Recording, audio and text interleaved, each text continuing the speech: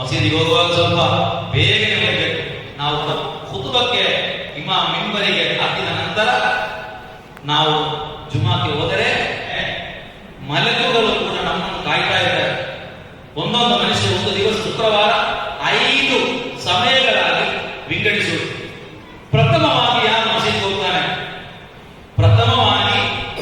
ಮಸೀದಿಗೆ ಹೋಗ್ತಾನೆ, ಅವನಿಗೆ ಒಂದು ಒಂಟೆಯನ್ನು ದಬಲ್ ಮಾಡಿದಂತಹ ಪ್ರತಿಫಲ, ಒಂದು ಒಂಟೆಯನ್ನು ದಬಲ್ ಮಾಡಿ ದಾನ ಮಾಡಿದಂತಹ ಪ್ರತಿಫಲ. ಎರಡನೆಯದಾಗಿ ಹೋಗುವುದಾದರೆ ಒಂದು ದನವನ್ನು ದಬಲ್ ಮಾಡಿ ದಾನ ಮಾಡಿದಂತಹ ಪ್ರತಿಫಲ.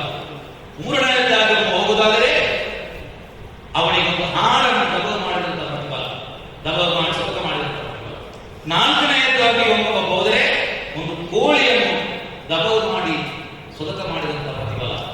ನಾಲ್ಕನೆಯದಾಗಿ ಹೋದರೆ ಒಂದು ಮೊಟ್ಟೆಯನ್ನು ಸ್ವತಃ ಕೊಟ್ಟಂತಹ ಪ್ರತಿಫಲ.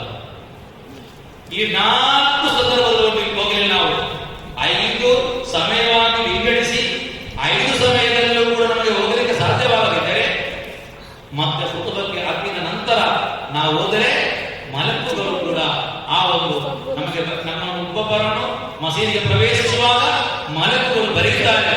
ನಾವು ಜುಮಾಗೆ ಬಂದದ್ದನ್ನು 5ನೇ ಸಮಯ ಕಳೆದು ಇಮಾಮರು ಕುಟುಂಬಕ್ಕೆ ಮೆಂಬರಿಗೆ ಹಾಕಿದ ನಂತರ ಹೋದರೆ ನಮ್ಮ ಹೆಸರು ಆ ಕಿತಾಬಿನಲ್ಲಿ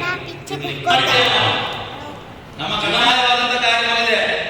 ನಮ್ಮ ಆ ಮಲಕುಗಳು ಬರೆಯುವಂತಹ ಆ ಕಿತಾಬಿನಲ್ಲಿ ನಮ್ಮ ಹೆಸರು ಸಿಕ್ಕಿಲ್ಲ.